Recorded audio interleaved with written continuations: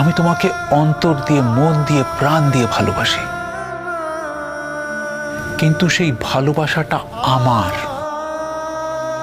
তোমার প্রতি এটা আমার একান্ত নিজস্ব ভালোবাসা। তার বিনিময়ে আমি কিচ্ছু চাই না, তোমার ভালোবাসাটুকুও চাই না।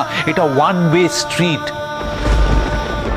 এই ব্যাপারে আমি ভীষণ ট্রান্সপারেন্ট। এটা আমার ভালোবাসা, এটা আমার ভালো লাগা, এটা আমার।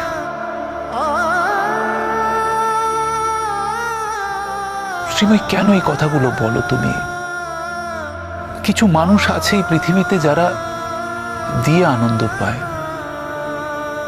আমি ধরে নাও তাদের দলই। এর মধ্যে প্লিজ হিসেব নিকেশ এনো না, আমার খুব খারাপ লাগে। আজ আমাকে একটু এগোতে হবে। রাগ করে চলে যাচ্ছেন?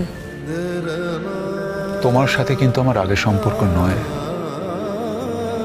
আপনি আমাকে এই সমস্ত কথা বলে যতই আঘাত করার চেষ্টা করুন না কেন, আমার যে অনুভূতিটা আছে না, সেটা আমার থাকবে। আমার মনের মধ্যে সারা জীবন সেটা থাকবে। কি সেই অনুভূতি? আই এম আস্কিং ইউ, বলো আমাকে। In fact I am begging you. সেই অনুভূতিটা যদি আমাকে নিয়ে হয়, তাহলে সেটা জানার পূর্ণ অধিকার আমার আছে শ্রীময়ী। হ্যাঁ রোহিতা, আপনার নিশ্চয়ই জানার অধিকার আছে। আমার সত্যিই আক্ষেপ হয় যে আপনার সাথে আমি জীবনটা বাঁধতে পারলাম না, আর এই আক্ষেপটা পরম সত্যি। আমার মাঝে মাঝে সত্যি খুব কষ্ট হয়। মনে হয় যে আবার যদি ওই কলেজের দিনগুলোতে ফিরে যেতে পারতাম, তাহলে সেদিন যে ভুলটা করেছিলাম সেটা বোধহয় আর আমি করতাম না।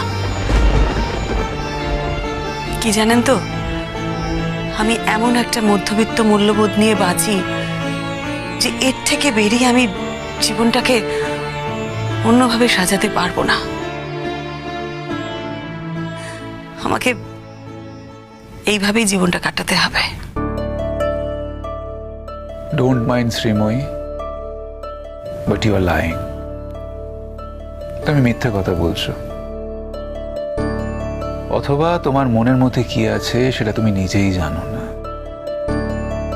হ্যাঁ, যদি অনিন্দর প্রতি তোমার এই ফিলিংসটা না থাকতো, তাহলে হয়তো তুমি এরকম ভাবে ভাবতেও পারতে। কিন্তু আজ অনিন্দকে এই অবস্থায় রেখে তুমি স্বার্থপরের মতো নিজের সুখী হতে নিশ্চয়ই চাইবে না। অন্তত যে শ্রীময়ীকে আমি চিনি, সে কোনোদিনই চাইবে না। বিশ্বাস করুন, আমি কিন্তু সত্যিই চাই যে আপনি